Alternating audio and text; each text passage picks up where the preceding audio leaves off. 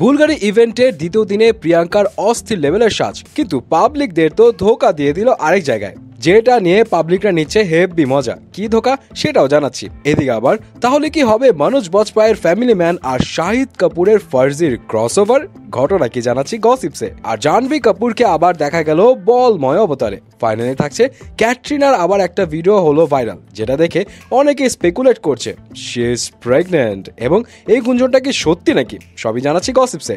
প্রথমে আসি প্রিয়াঙ্কার কাছে। প্রিয়াঙ্কা তো গতকাল বুলগারি ইভেন্টে পুরো মাতিয়ে দিয়েছিল তার লুক আর নেকলেসে। তার লুকের একটা জিনিস সবার নজর কেড়েছিল, সেটা হলো তার শর্ট হেয়ার। শর্ট হেয়ারে তাকে খুব সুন্দর লাগছিল। যাই হোক, তার নেকলেসের প্রাইস গতকাল এস্টিমেট যেটা ছিল সেটা হলো $37.3 মিলিয়ন, বাট এখন আসল প্রাইস জানা গেল যেটা ছিল এস্টিমেটের চেয়ে আরো বেশি, $43 মিলিয়ন, মানে 500 কোটি টাকারও বেশি। এবার সেকেন্ড ডে তো প্রিয়াঙ্কা বাজি মেরে দিল ব্ল্যাক কালারের এই বডিকন ড্রেসে। এখানেও তাকে দেখতে অস্থির লাগছে, তবে পাবলিকরা তো এক জায়গায় ধোকা খেয়ে গেছে। এই যে যেমন গতকালকের আর আজকের ছবিগুলো যদি পাশাপাশি রাখি, তাহলে বলেন তো ডিফারেন্সটা কোথায়?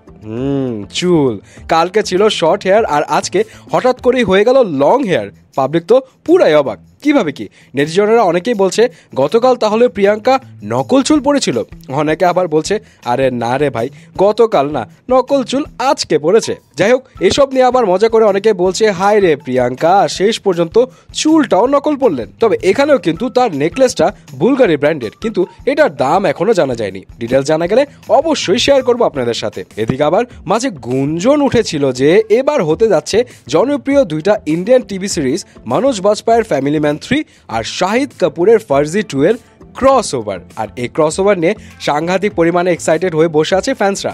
আর যেহেতু এই দুই সিরিজের maker Raj and DK, so খবরটা বিশ্বাসযোগ্য মনে হচ্ছে। তবে রিসেন্টলি এক ইন্টারভিউতে মনোজ বাজপাইকে এ ব্যাপারে জিজ্ঞাসা করা হলে মনোজ জানায় যে সিরিজের ভেতরের কোনো ব্যাপার স্যাপার নিয়ে কথা বলার স্ট্রিক্ট নিষেধ আছে। ভুলক্রমেও যদি কোনো কিছু রিভিল হয় তাহলে নাকি জরিমানাও গুনতে হবে। শুধু এটুকুই বলেন যে যাই হচ্ছে অনেক এক্সাইটিং হবে।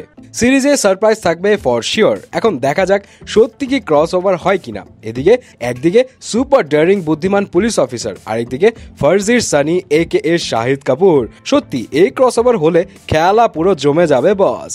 এবার আসি ক্যাটরিনা ক্যাফের কাছে।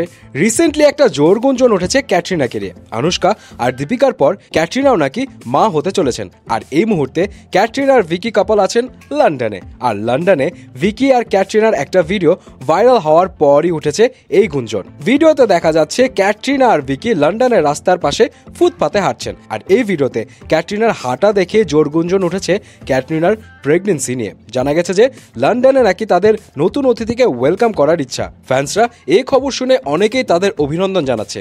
অনেকে আবার ক্যাটরিনার ভিকি কৌশলকে বলছেন কপি ক্যাট, কারণ আনুষ্কার বিরাটের মতো এই কাপলও লন্ডনে যে তাদের সন্তানকে পৃথিবীতে আনবেন। ভাইরে ভাই, নেটিজনদের কি আজব সব লজিক। যাই হোক, এই ব্যাপারে ক্যাটরিনার ভিকি অফিসিয়ালি কোনো কিছু জানাননি। সো এই গুঞ্জন সত্যি হলে তাদের জন্য অনেক অনেক অভিনন্দন। ফাইনালি আসি জাহ্নবী কাপুরের কাছে। So Janhvi Kapoor Mr and Mrs মাহির প্রমোশন করতে গিয়ে তো একদম ক্রিকেটের মধ্যেই ঢুকে গেছে। খালি বল আর বল, যেদিকে দেখা যায় সেই দিকেই বল, শাড়িতে বল, ব্যাগে বল। এবারও জাহ্নবী হাজির হলো এই বলময় অবতারে। কিছু দুষ্ট নেটিজনেরা বলা বলি করছে যে জাহ্নবী মনে হয় বলস খুবই বেশি ভালোবাসেন। কেউ কেউ আবার উর্ফির সাথে তুলনা করছেন জাহ্নবীর। যাই হোক, আপনার কি মনে হয় জাহ্নবীকে দেখে জানাবেন কিন্তু।